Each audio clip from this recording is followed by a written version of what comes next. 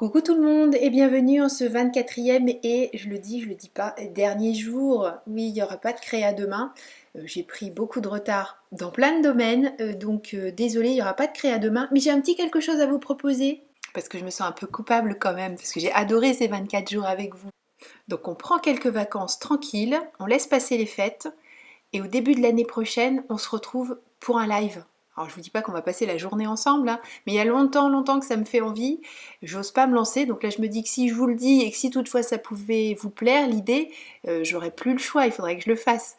Et un live dans lequel on pourrait discuter, éventuellement aborder des petits points techniques pour qui posent peut-être problème pour certaines. Enfin bref, je sais pas, on brodera, ce sera un petit moment un peu différent à passer tous ensemble. Bon, je reviens à la réalisation du jour. J'ai repris le même craft que celui que j'utilise ces derniers jours. C'est une feuille complète, un A4 complet, que j'ai coupé, non je ne l'ai pas coupé, je l'ai plié, ça m'a perturbé cette histoire de ne pas vous faire de vidéo demain j'ai l'impression. Hein. Donc j'ai fait un premier pli à 10 et demi et je m'apprêtais à couper en fait, voilà c'est ça, c'est là que ça intervenait. Le petit bout qui reste et je me suis dit mais non, on va le garder, décaler un petit peu le pli pour que ça tombe bien raccord quand on ferme et on va faire une pochette à l'intérieur. Vous avez compris, comme ça on évite une énième chute aussi. Hein. C'est un petit peu intéressé cette histoire. Pour décorer le petit rabat de la pochette, perforatrice de bordure, je centre pour mon premier punch et ensuite je fais toute la bordure.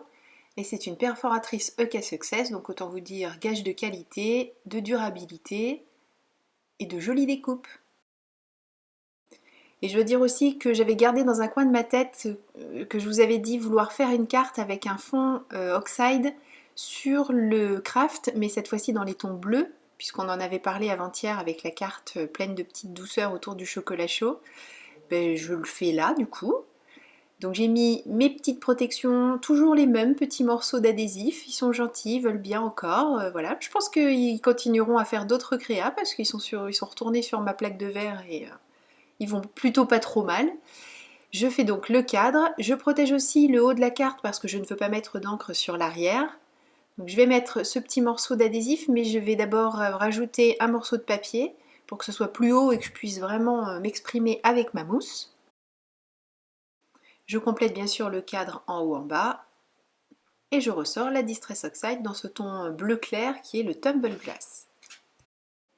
Je fais un aplat sur vraiment toute la surface.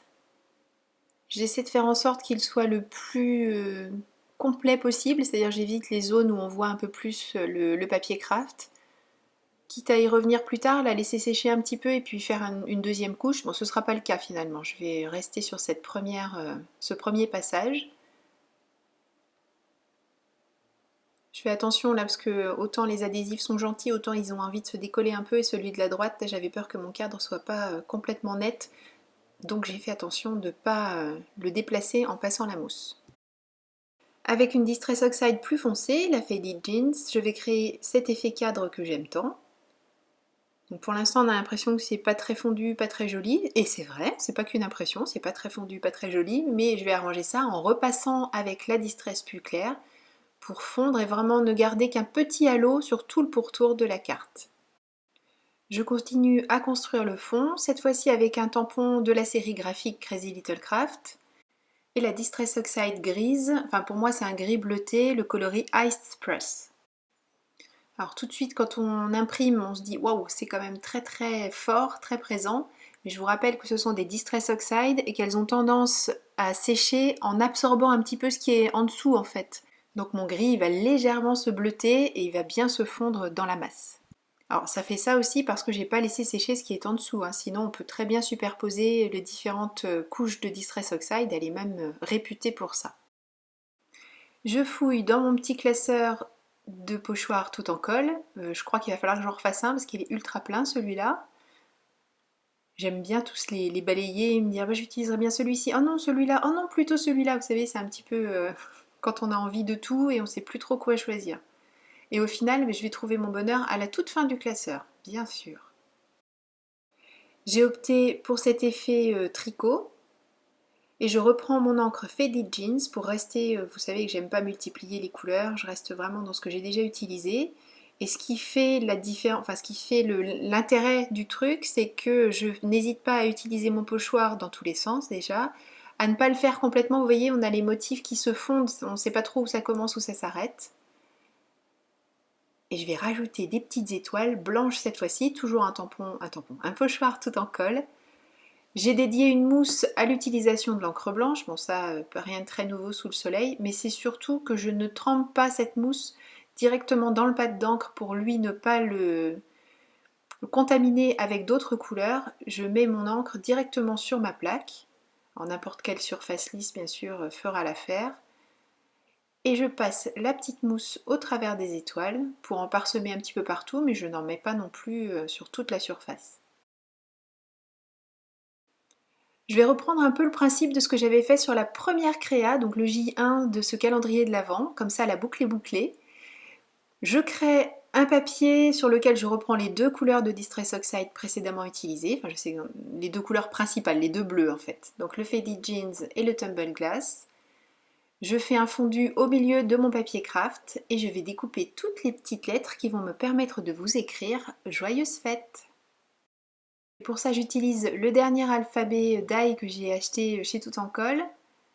Je ne l'avais pas encore utilisé donc voilà, je les trade avec vous.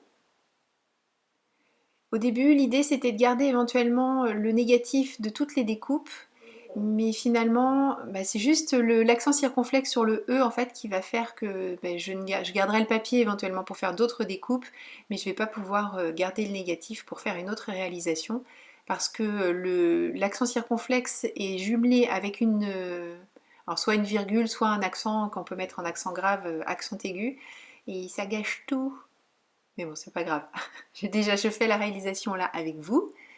Et je peux garder le papier pour utiliser pour faire d'autres découpes, donc tout va bien. Voilà, toutes mes lettres sont découpées, j'enlève les petits adhésifs, maintenant que c'est bien sec, que je ne risque pas de mettre mes gros doigts là où il ne faut pas. Et on découvre le joli cadre sur le fond craft. Et cette fois-ci j'ai travaillé sur le fond craft très foncé, avant-hier, j'avais travaillé sur le craft plus clair, mais là j'avais envie de tester l'autre côté. Et ça se passe très bien aussi.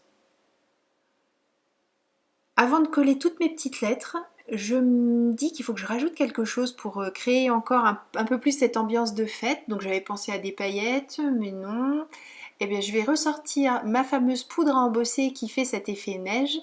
Je vais m'amuser à frotter tout le haut des lettres sur mon pad d'encre spécial pour la poudre à embosser, à tremper dans la poudre, et à faire donc ce petit effet neige en haut de toutes les lettres en utilisant bien sûr mon petit couvercle pour éviter de déformer mes découpes.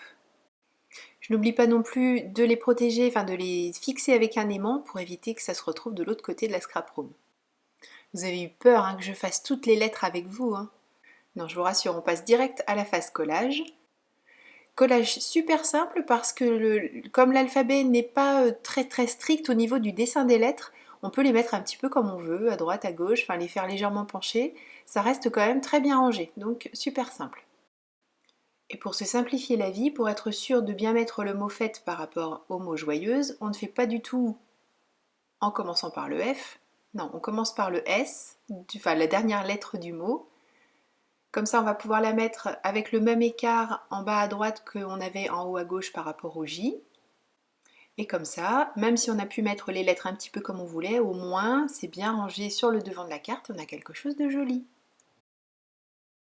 Et puis le reste de craft qu'on avait tout à l'heure après la découpe des lettres, finalement, il va pas mettre bien longtemps à être utilisé puisqu'on va découper des flocons pour décorer l'intérieur de la pochette. Enfin, la pochette à l'intérieur. Et cette carte est terminée. Merci beaucoup d'avoir suivi cette vidéo, merci beaucoup d'avoir suivi toutes les autres aussi. Vos commentaires adorables, vos soutiens, vos petits mots d'humour, ça me fait vraiment chaud au cœur. Je vais tâcher de rattraper mon retard dans les réponses aux commentaires. J'ai bien dit tâcher, je ne vous promets rien. Par contre, ce que je vous promets, c'est qu'après les fêtes, on se retrouve pour d'autres créations. Comme je vous l'ai dit en début de vidéo, si ça vous tente, pour discuter un petit peu par message interposé, mais en direct. Donc prenez bien soin de vous, profitez de ces beaux moments de partage. Et bien sûr, créez et partagez. Gros bisous, bye bye.